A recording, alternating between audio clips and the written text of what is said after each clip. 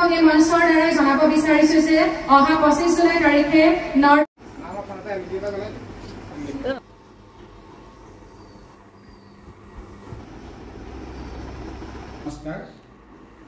নগাঁৱৰ অসম মানৱ কল্যাণ ফাউণ্ডেশ্যন নামৰ NGOটিয়ে মোৰ ভাগিনী শ্ৰী ভাস্বতী ভূঞাক 2024 চনৰ শ্ৰেষ্ঠ শিশু শিল্পী হিচাপে যি বঁটা প্ৰদান কৰিলে তাৰ বাবে মই তেওঁলোকৰ NGOৰ সকলো বিষয়ববীয়া তথা কৰ্মকৰ্তালৈ ধন্যবাদ জ্ঞাপন কৰিছোঁ। তেওঁলোকে এই কাৰ্যৰ জৰিয়তে মানুহক উৎসাহিত কৰিছে, শিশুসকলক উৎসাহিত কৰিছে। গতিকে তেওঁলোকে যাতে আৰু আগুৱাই যাওক, এনেদৰে যাতে আৰু সকলোকে উৎসাহিত কৰক, তাৰ বাবে মোৰ শুভেচ্ছা থাকিল।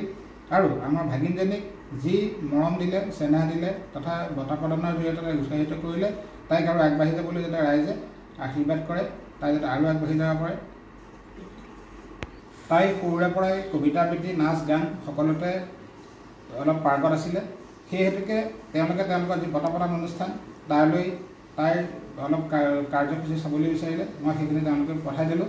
তাৰপিছত তেওঁলোকে তাইক সকলো দিশতে পাৰ্গত বুলি নিৰ্বাচিত কৰিলে আৰু যি বঁটা প্ৰদান কৰিলে তাৰ বাবে সেই তেওঁলোকৰ NGOৰ প্ৰীতিস্মিতা বৰালৈ মই বিশেষভাৱে ধন্যবাদ জ্ঞাপন কৰিছোঁ।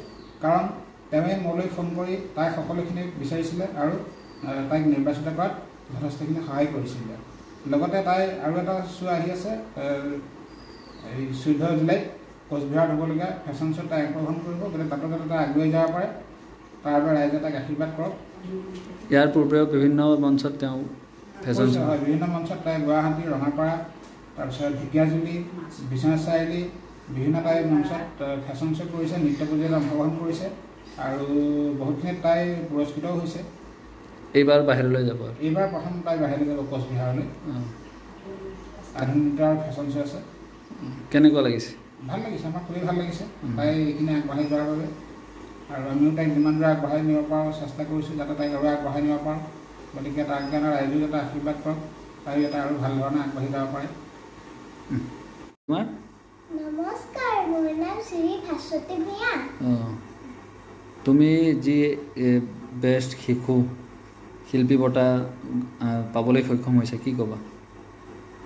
নমস্কাৰ, নগাঁও নাট্য মন্দিৰ শিশু শিল্পী বঁটা পাবলৈ সক্ষম হৈছোঁ আৰু যাতে মই আগবাঢ়ি যাব পাৰোঁ, ৰাইজে মোক আৰু আশীৰ্বাদ দিয়ে যাতে মই আৰু ভাল কাম কৰি যাব পাৰোঁ। তুমি কোন ক্লাছত পঢ়া?